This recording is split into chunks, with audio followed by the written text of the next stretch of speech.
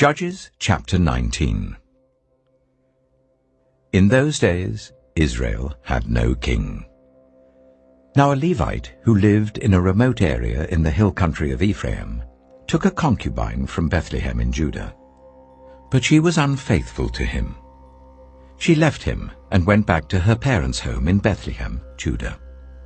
After she had been there for 4 months, her husband went to persuade her to return. He had with him his servant and 2 donkeys. She took him into her parents' home, and when her father saw him, he gladly welcomed him. His father-in-law, the woman's father, prevailed on him to stay. So he remained with him 3 days, eating and drinking and sleeping there. On the 4th day, they got up early, and he prepared to leave. But the woman's father said to his son-in-law, "Refresh yourself with something to eat. Then you can go." So the 2 of them sat down to eat and drink together. Afterwards the woman's father said, "Please stay tonight and enjoy yourself." And when the man got up to go, his father-in-law persuaded him, so he stayed there that night. On the morning of the 5th day, when he rose to go, the woman's father said, "Refresh yourself. Wait till afternoon." So the 2 of them ate together. Then when the man with his concubine and his servant got up to leave, his father-in-law, the woman's father, said, "Now look, it's almost evening. Spend the night here. The day is nearly over. Stay and enjoy yourself. Early tomorrow morning you can get up and be on your way home." But, unwilling to stay another night, the man left and went towards Jebus, that is, Jerusalem, with his 2 saddled donkeys and his concubine. When they were near Jebus, and the day was almost gone, the servant said to his master, "Come, let's stop at this city of the Jebusites and spend the night." His master replied, "No, we won't go into any city whose people are not Israelites. We will go on to Gibeah."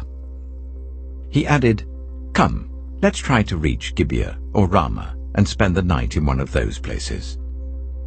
So they went on, and the sun set as they neared Gibeah in Benjamin. There they stopped to spend the night.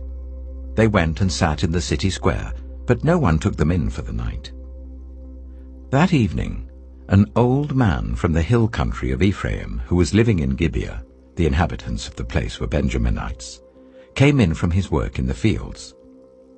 When he looked and saw the traveler in the city square, the old man asked, "Where are you going? Where did you come from?" He answered, "We are on our way from Bethlehem in Judah to a remote area in the hill country of Ephraim where I live.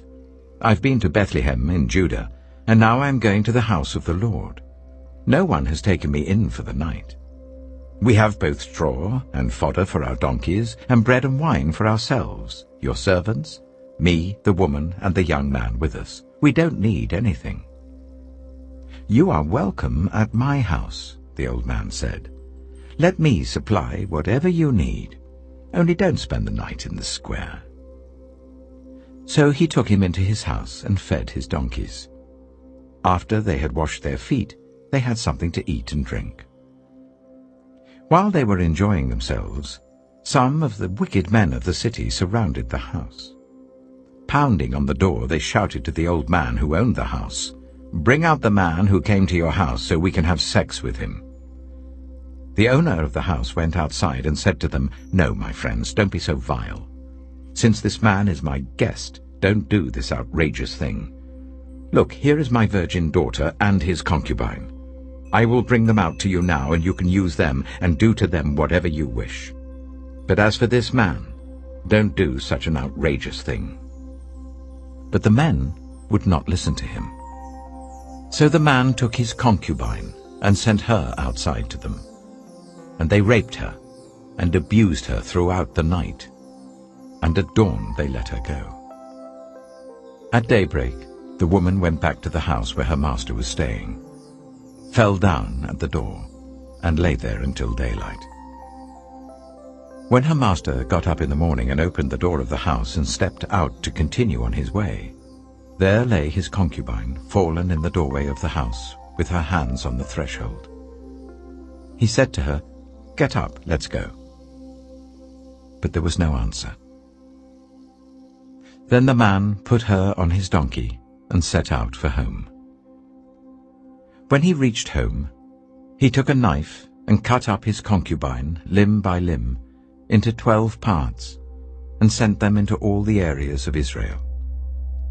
Everyone who saw it was saying to one another, "Such a thing has never been seen or done, not since the day the Israelites came up out of Egypt." Just imagine. We must do something. So speak up.